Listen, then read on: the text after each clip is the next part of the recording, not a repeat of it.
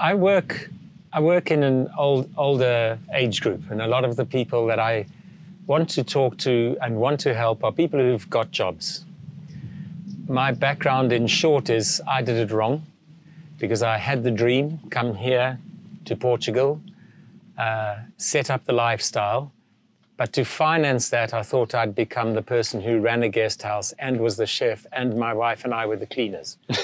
And we arrived here and it was just hell. And then I could see a lot of my friends, you know, you have that thing going, look what Mitch did. And they're in Portugal, but whoa, Mitch has taken a hiding. You know, he used to be earning so much here, flying around the world, doing all this stuff. Now he's just in misery in Portugal. I find it hard from that position to then talk to people who have got a good job and to say to them, all that we've been learning this morning, there is another way. Mm-hmm. Because they do have the bosses. They do not really like the work. They don't like the commutes. They're going in, they're working on the weekends. But they're taking home good money, mm-hmm. and they're paying the mortgage, and everything's fine, and one day they'll stop at 65 and then they'll live. And I get frustrated. How do I encourage these people? Mm-hmm. Because it's already at my age, and anybody who's 55 plus, mm-hmm. it's late. But at my age, 62, it's very late. Mm-hmm. And I've got these friends who are going to do something with their life when they're 65 or 67. And it's hard for me to say, no, that's very late. Mm-hmm.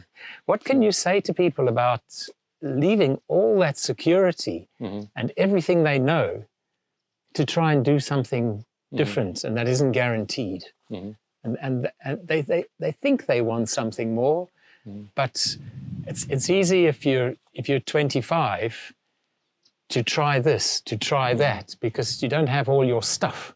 Mm-hmm. But all these guys have got their stuff. Families, mm-hmm. cars, stuff. Mm-hmm. And now to change? Mm-hmm. And I think a lot of people are just saying, nah, I'm going to coast this one out. Okay. Well, I'm going to give you an answer that you're not looking for, I think. But we'll dive in anyway. So a couple of things that I would say. The first thing, in terms of, we're going to speak about you, Mitch, is you're doing an amazing thing because you are leading by example. And what I have found is one of the biggest mistakes that we can make in anything is trying to convince anybody of anything. So the way that we reach an audience of people is through that leading by example, shining a light, and through inspiration. And whether that's through content, emails, newsletters, books that are recommended, is one of the most challenging things that we can ever do, is want something more for somebody than they want themselves. Convince something is better for somebody, or even more challenging is when we want somebody to change because we know that they're so capable or have a tremendous opportunity, or they're self-sabotaging. And again, wanting that change for them more than they even want it themselves. And so, you know, what I would say is that by you being out there and by individuals paying attention to what's possible out there, learning what others have been able to achieve and being open-minded, what I have found with, let's say the generation even above me, is one of the greatest fears is they're too late. One of the greatest fears is that this is for the younger generations that grew up with more of the internet. And that's an extremely common belief that's not real. You know, actually what I've found is that, let's just say the baby boomer generation as a whole, they have a whole host of life experience to share, a whole life of lessons to share, problems that have been solved, solutions that have been found. And so I think that there is no way to convince, there is only ways to inspire and encourage, which was the question, how can we encourage?